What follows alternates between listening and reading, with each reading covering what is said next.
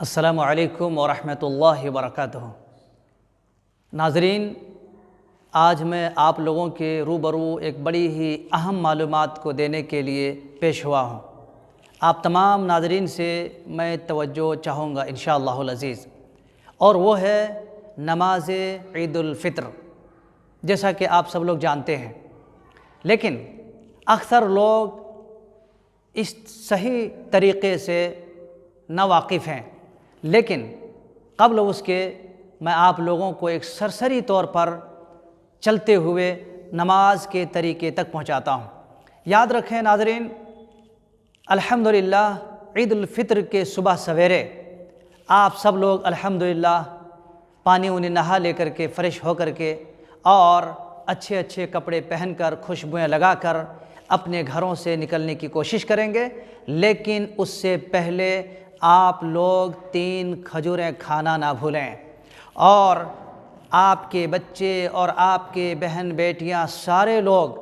3 کھجوریں کھا کر کے اپنے گھروں سے تکبیرات پڑھتے ہوئے عیدگاہ کی طرف، یعنی جہاں پر عید الفطر کی نماز پڑھنا طے کیا گیا ہے، وہاں آپ پہنچیں گے۔ ایک بار پھر سے آپ لوگوں کو میں یاد دہانی کے طور پر ایک پوائنٹ آپ لوگوں کے بیچ میں پھر سے لانا چاہ رہا ہوں، آپ لوگوں سے توجہ چاہوں گا۔ یہ دیکھیں، عید الفطر کی صبح آپ کو کیا کیا کرنا ہے۔ اصل میں سب سے پہلی بات غسل کرنا ہے، نمبر 1۔ دوسری چیز، اچھا لباس پہننا ہے، صاف ستھرا لباس پہننا ہے جی، اور الحمدللہ اگر نیا لباس ہے نو پرابلم، اور اچھا ہے۔ تیسری چیز کھجور کھانا۔ چوتھی چیز تکبیر پڑھنا، اور اسی طرح سے 5ویں چیز راستہ بدلنا بھی ہے جی۔ تکبیر کی بات آئی تو آپ کو ایک بار پھر سے میں تکبیر بھی یاد دلا دے رہا ہوں۔ اللہ اکبر، اللہ اکبر، لا الہ الا اللہ، اللہ اکبر وللہ الحمد، اللہ اکبر لا الہ الا اللہ، اللہ اکبر وللہ الحمد۔ اب آئیے میں آپ لوگوں کو بتاؤں کہ اس عیدگاہ میں یا وہ جگہ جہاں پر آپ عید الفطر کی نماز پڑھنا چاہتے ہیں، وہاں کا صحیح پروسیس اور صحیح تعلیمات نبوی کیا ہیں، آپ لوگوں کو میں یہ بتانا چاہوں گا۔ یاد رکھیے، نبی صلی اللہ علیہ وسلم کا فرمان ہے کہ رسول اللہ صلی اللہ علیہ وسلم نے فرمایا ہے، آپ صلی اللہ علیہ وسلم نماز عید الفطر کے اندر پہلی رکعت میں قرأت سے پہلے، یعنی یوں سمجھے کہ آپ جب تکبیر تحریمہ کر کے ہاتھ ایسا باندھ دیں گے اور یہ چھوڑ کر کے 7 مرتبہ تکبیرات زوائد اللہ اکبر کے ذریعہ آپ ہاتھ اٹھائیں گے اور اپنے ہاتھ کو باندھ لیں گے، اور اس کے بعد پھر ثنا پڑھ کر کے آپ الحمد کا سورہ پڑھیں گے انشاءاللہ العظیم، اور پھر دوسری سورت جو آپ کے سامنے امام قرأت کریں گے، اور وہ پہلی رکعت آپ کا انشاءاللہ مکمل ہو جائیں گی۔ ایسی ہی آپ پھر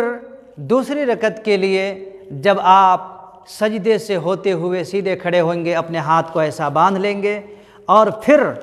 لگاتار 5 مرتبہ اللہ اکبر کرتے ہوئے 5 تکبیرات کہیں گے، اور اس کے بعد پھر الحمد کا سورہ پڑھیں گے، اور اس کے بعد انشاءاللہ العزیز جو دوسری سورتیں ہیں وہ پڑھیں گے۔ اس طرح سے آپ کی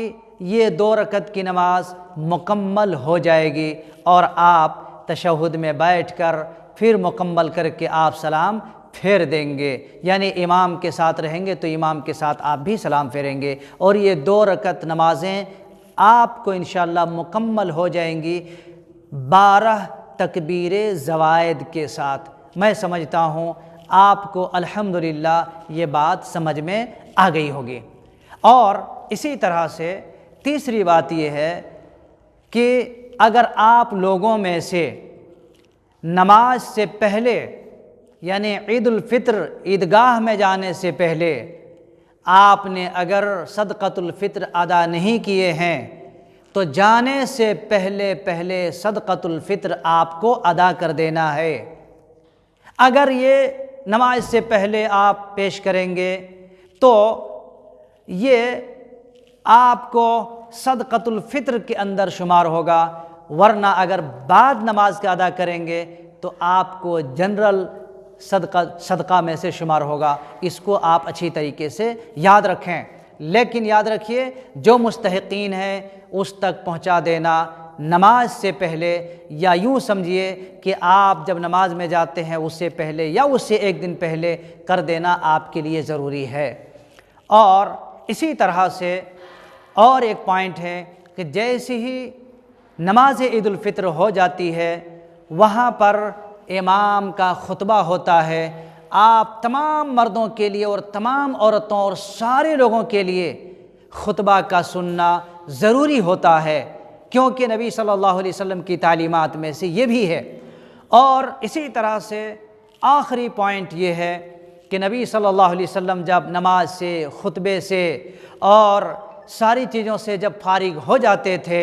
تو اللہ کے نبی صلی اللہ علیہ وسلم یہ دعا دیا کرتے تھے لوگوں کو، تقبل اللہ منا ومنکم انشاءاللہ العزیز۔ ہم تمام دوست احباب، بھائی بہن اور اسلامی جنس حضرات اور خواتین بھی اسی منہج پر انشاءاللہ العزیز ہم سب لوگ کل عید الفطر کی نماز ادا کریں گے انشاءاللہ۔